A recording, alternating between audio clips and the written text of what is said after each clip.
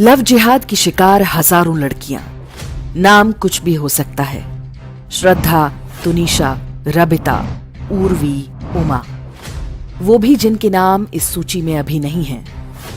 हजारों लड़कियां हैं जो मेरा अब्दुल वैसा नहीं का जाप करती हुई अपनी बारी की प्रतीक्षा कर रही हैं, कसाई खाने की मुर्गियों की तरह। एक एक करके सबकी बारी आएगी, उनकी भी जो मजहब बदलने को तैयार नहीं, और उनकी भी जो मजहब और नाम बदल चुकी हैं। मजहबी दरिंदों द्वारा हिंदू लड़कियों की हत्या अब एक रूटीन समाचार है, रोज होने वाली घटना। एक समाज के रूप में ये हमें उद्वेलित नहीं करती। हम मान लेते हैं कि लड़की की ही गलती है, बहुत मॉडर्न रही होगी, परिवार की बात नहीं सुनती होगी, अपनी करनी का फल पा गई। ऊपर से देखें तो ये आक्षेप गलत भी नहीं, लेकिन पूरी तरह सच भी नहीं। लड़कियां फंसती नहीं, फंसाई जाती हैं। उनके चारों ओर इतना मजबूत जाल बनाया जाता है कि अंततः उन्हें फंसना ही होता है। मजहबी शिकारियों का सहयोग करने वाले हजार हैं, पर लड़की को कोई बताने वाला तक नहीं होता कि इन शैतानों से दूर रहना है। जो बात 12 वर्ष की आयु में बतानी थी, 25 में बताएंगे तो कोई लाभ नहीं होगा। वैक्सीन बीमारी होने से पहले लगती है, बाद में नहीं। यदि कोई हिंदू लड़की कह रही है कि लव जिहाद कुछ नहीं होता, ये बकवास है, सांप्रदायिकता है, तो इसका अर्थ यही है कि वो इसके बारे में कुछ नहीं जानती। जानती तो मौत के मुंह में क्यों कूदती? मौत का भय तो सबको होता है। गांव और छोटे शहरों में मैट्रिक और इंटर में पढ़ने वाली अधिकांश हिंदू लड़कियां ना ही अखबार पढ़ती हैं, ना समाचार देखती हैं। जो सोशल मीडिया पर हैं, वो भी रील्स बनाने और लाइक्स गिनने में व्यस्त हैं। भरोसा नहीं होता तो अपने पड़ोस की किसी इंटरमीडिएट की स्टूडेंट से पूछिए कि क्या वो श्रद्धा, तुनिशा, रबिता, उर्वी या उमा के बारे में जानती हैं। सुना भी होगा तो ये नहीं पता होगा कि उन्हें किसने और क्यों मारा।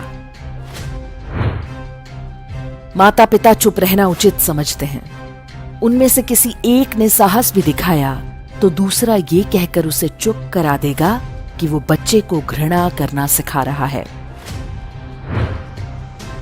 स्कूल वाले कभी इस बारे में बात नहीं करते।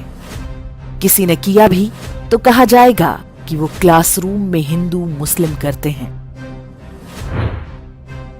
मीडिया कभी उस पैटर्न के बारे में नहीं बात करता जो इन हत्याओं के पीछे है। नफरत फैलाने का आरोप लग जाएगा।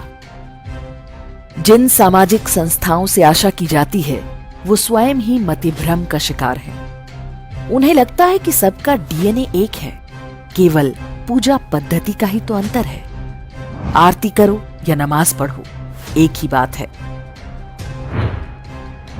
फिल्मों और सीरियल्स में तो बताया ही यही जा रहा है कि प्रेमी हो तो सलमान, शाहरुख और आमिर जैसा। इश्क इबादत है, इश्क जन्नत है, इश्क खुदा है। अकबर की जोधा बन जाओ या नंगी होकर पठान की प्रेमिका। लड़की का क्या दोष? वो फिल्में और टीवी देखती है, वहां इश्क पसरा हुआ है। इंस्टाग्राम, फेसबुक पर भी लव और इश्क हो रहा है। माता पिता तो केवल एग्जाम के रिजल्ट की बात करते हैं। धर्म तो कभी बातचीत का हिस्सा ही नहीं होता। ऐसी लड़कियां किसी शिकारी के जाल से कैसे बचेंगी? पहले त्योहारों वगैरह पर पूजा पाठ होते थे, अब तो वहां पर भी भजन के नाम पर फूहड़ पैरोडी गाने बज रहे हैं। पैदा होने से बड़े होने तक बच्चे जहां जहां जाते हैं, वहां सेक्युलरिज्म की महिमा गाई जा रही है। यदि परिवार भी बच्चियों से धर्म के बारे में बात नहीं करेंगे, उन्हें अपने शत्रुओं के बारे में नहीं बताएंगे, तो वो कैसे समझेंगी? ऐसी लड़की को कोई आफताब मिलता है जो अपनी फेसबुक आईडी तक में धर्म के कॉलम में ह्यूमैनिटी या मानवता लिखता है। वो प्रेम की मूर्ति बनकर उसकी दुनिया बदल देने के दावे करता है, तो सोचिए आपकी बच्ची कैसे बचेगी? उसे तो सब सामान्य ही लगेगा ना। जब कोई लड़की फंस जाती है तो लोग उसे ही गाली देने लगते हैं। लोग भूल जाते हैं कि वो लड़की एक शिकार है। जो विरोध शिकारी का होना चाहिए वो शिकार का होने लगता है। शिकारी का पूरा परिवार और समाज उसका साथ देता है, मां बहनें और बेगमें भी। और जो शिकार हैं उनके तो माता पिता भी पल्ला झाड़ लेते हैं। सच ये है कि एक बार फंस जाने के बाद बाहर निकलने का कोई रास्ता नहीं होता। एक ओर से इमोशनल ब्लैकमेलिंग तो दूसरी ओर फोटो वीडियो वायरल करने की धमकियां। कुछ भी कीजिए वो निकल नहीं पाती।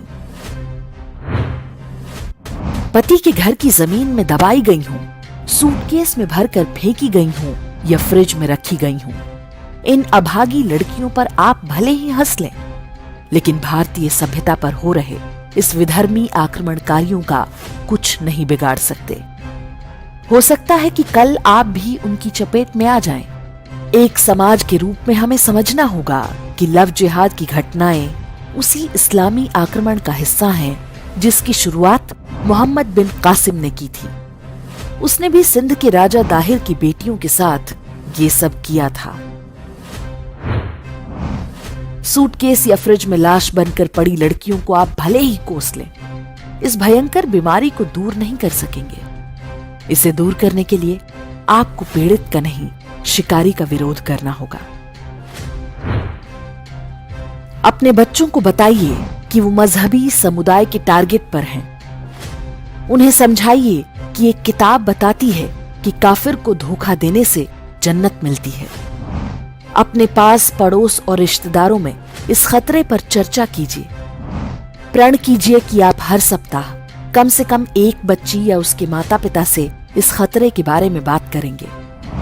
यदि आप किसी स्कूल, टीचिंग ग्रुप या मंदिर समिति में हैं, तो वहां जागरूकता अभियान चलाएं। बच्चियों और उनके माता पिता को लव जिहाद की शिकार लड़कियों से जुड़े वीडियो दिखाएं। अपने कॉलेज, कार्यालय, सोसाइटी, मोहल्ले या गांव में लव जिहाद रोकने के लिए समूह बनाएं। सरकारों और पुलिस के भरोसे रहना व्यर्थ है। यह युद्ध समाज को लड़ना होगा।